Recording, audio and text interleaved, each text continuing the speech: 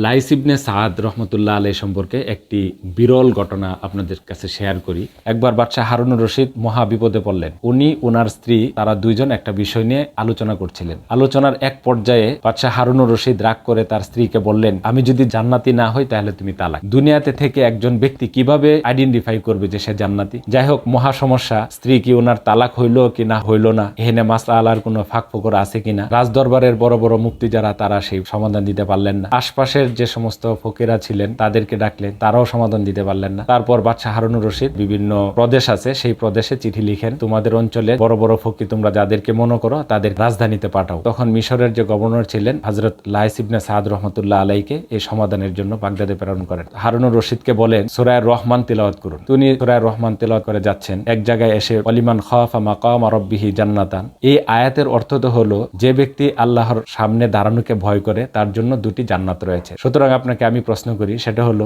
আপনি আল্লাহ রাব্বুল আলামিনের সামনে দাঁড়ানোকে কি ভয় করেন? তো খুব স্বাভাবিক প্রশ্ন, যে কোনো মুমিন আল্লাহ রাব্বুল আলামিনের সামনে দাঁড়ানোকে তো ভয় করবেই। বাদশাহ হারুনুর রশিদ বললেন যে অবশ্যই আমি আল্লাহ রাব্বুল আলামিনের সামনে দাঁড়ানোকে ভয় করি। এই কথা শোনার পরে লাইস ইবনে সাদ বললেন, কোরআন শরীফের মধ্যেই তো পরিষ্কার বর্ণনা, যে ব্যক্তি আল্লাহর সামনে দাঁড়ানোকে ভয় করে সে জান্নাতি। সুতরাং আপনি যেহেতু আল্লাহর সামনে দাঁড়ানোকে ভয় করেন, সুতরাং আপনি জান্নাতি। আপনি যেহেতু নিশ্চিত জান্নাতি, ওই হিসাবে আপনার স্ত্রী তালাক হবে না। এই ছিল লাইস ইবনে সাদ রহমতুল্লাহি আলাইহির ফাকাহাত বা ওনার যে জ্ঞানের গভীরতা এবং ওনার যে আইকিউ, এই বিষয়ে একটি উদাহরণ।